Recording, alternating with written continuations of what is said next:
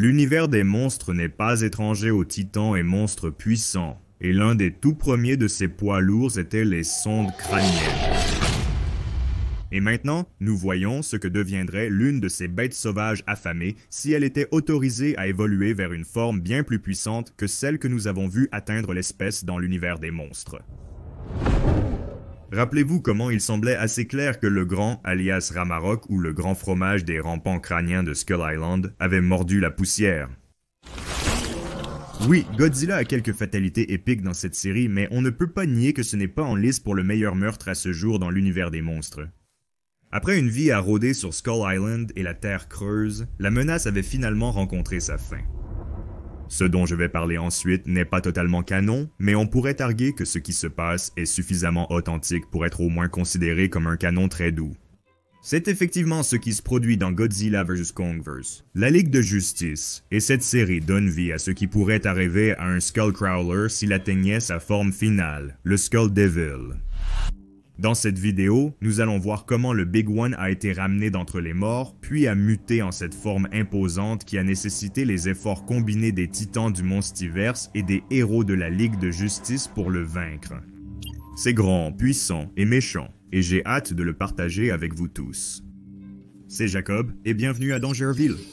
Pour découvrir comment ce titan très mort a été ramené à la vie, nous devons faire un rapide récapitulatif sur la base de ce crossover réalisé. Le Monstaverse et la Justice League voient leurs univers se percuter et en bref, des événements multivers assez farfelus se produisent qui combinent plus ou moins la Terre et les deux univers en un seul. Des parties de l'univers de la Justice League ont fusionné avec le Monstaverse, notamment Skull Island. Ici, Green Arrow découvre à quel point cette île peut être difficile. Jetez un œil à ces bêtes rhinos dans cette petite note. Il semble que ce soit une nouvelle espèce dans le Monstiverse. Nous en apprendrons peut-être plus dans la saison 2 de Monarch Legacy of Monsters, mais sans trop d'espoir. Green Arrow est en difficulté dans l'intrigue actuelle. S'occuper des criminels est une chose, mais ces animaux, même les petits, étaient mortels. Mais ce n'était pas seulement Green Arrow qui était sur Skull Island, mais aussi la Ligue des Assassins.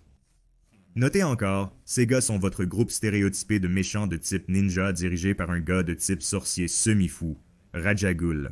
Ce gars a des centaines d'années grâce à une substance spéciale qui provient des puits de Lazare, et cela jouera un grand rôle dans la résurrection du Grand.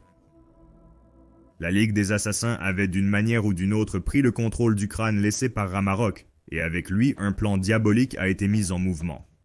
Il devait transporter le crâne à travers la planète jusqu'à un méga puits de Lazare. Genre sérieusement, est-ce un volcan? Malheureusement, nous ne voyons jamais le processus de régénération de la chair et du corps du crâne, mais nous assistons à un affrontement épique entre un Mechagodzilla contrôlé par Lex Luthor, les Titans et les héros de la Ligue de Justice. Et enfin, nous voyons les puits de Lazare fonctionner de première main sous la forme du crâne du diable. Les effets du puits ont fait plus que simplement le ramener à la vie, ils l'ont muté en une forme infernale qui était épique pour dire le moins. Et cette chose rivaliserait avec les forces de Shimo si elle ne les surpassait pas, du moins physiquement. Le Skull Devil est massif, aucune taille officielle n'étant donnée, mais avec beaucoup d'images de référence à partir desquelles nous pouvons faire quelques estimations. Remarque, comme la plupart des séries de BD ou d'animation, les tailles des monstres sont incohérentes dans cette bande dessinée. Mais pour simplifier, disons que les monstres conservent leur taille du Monstaverse. Et avec cela, nous pouvons voir que le Skull Devil domine tous les autres, même Mechagodzilla. C'est bien un Jaeger Batman, je le précise au passage. Le Skull Devil semble être plus grand même que Shimo, qui est le titan le plus grand vu et toujours vivant dans le Monstaverse jusqu'à présent. Donc, en se basant sur la taille de Shimo, le Skull Devil mesure plus de 162 mètres ou 500 pieds de haut et probablement près de 1000 pieds de long. En termes d'apparence, le Skull Devil conserve le look classique du Skullcrawler. Deux membres antérieurs avec une énorme tête à l'avant et un corps qui s'étend lentement jusqu'à une queue sans membres postérieurs. Mais ces caractéristiques étaient maintenant accompagnées d'une épaisse armure faite d'os de titan dense et de pointes et de bords tranchants comme des rasoirs qui servaient à la fois d'outils offensifs et défensifs. C'est honnêtement l'un des designs les plus cool que vous pourriez imaginer pour un méga Skullcrawler, et j'aimerais voir ce genre de créativité dans le Monsterverse à l'avenir avec la conception de ces méchants, en dehors des bandes dessinées. Mais au-delà de ces améliorations, il ne semble pas que le Skull Devil puisse manier de nouveaux pouvoirs spéciaux. Kong semble avoir conservé sa force brute, son agressivité et ses techniques ancestrales pour tuer le grand, même après sa résurrection. Ils partagent aussi certaines des mêmes faiblesses que nous allons bientôt aborder.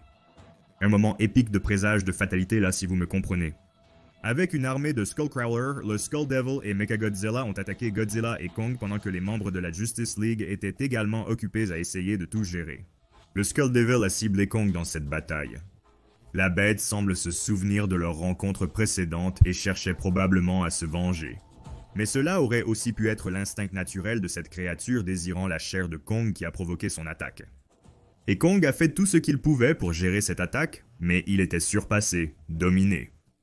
Comme lors de leur dernier affrontement, le Skull Devil a enroulé sa queue autour de la gorge de Kong et a commencé à serrer. Mais alors, l'événement le plus improbable survient. L'anneau de pouvoir vert de la légende DC s'est placé sur le doigt poilu géant de Kong, et il a invoqué, vous l'avez deviné, sa hache fiable. Et d'un seul coup net, Kong tranche la queue du diable du crâne, se libérant de son emprise. Roi Lanterne Kong, c'est une victoire pour moi. Avec le diable du crâne en pleine frénésie de douleur, les renforts sont enfin arrivés. Godzilla avec Superman se jettent dans l'action, bon sang, c'est génial. Les deux ont dirigé leurs puissants rayons sur l'arrière du cou du diable du crâne, et ensemble, ils ont percé sa peau épaisse pour révéler une ouverture, une faiblesse.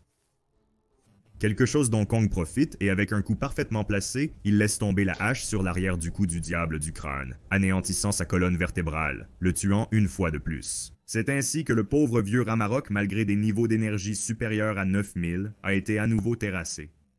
Dans l'ensemble, le bref mais excitant début et sortie du diable du crâne ont été un succès à mes yeux. Ce monstre a été incroyablement conçu, facilement l'un des designs les plus simples mais les plus badass de n'importe quelle créature à thème Monsterverse. Parfois, ces designs plus simples, plus old school, ont l'air bien meilleurs que lorsque les artistes essaient de créer la chose la plus farfelue et bizarre qui soit. Les monstres reptiliens blindés et épineux seront toujours un choix de design facile à gagner. Faites-moi savoir si vous êtes d'accord.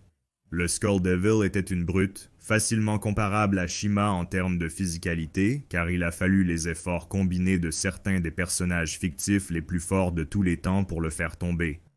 Et si le Skull Devil et Godzilla devaient se battre en 1 contre 1, ce serait certainement une bataille sanglante, n'est-ce pas une beauté ce Skull Devil? Comme toujours, c'est Jacob et je vous verrai dans le prochain. Il est parti.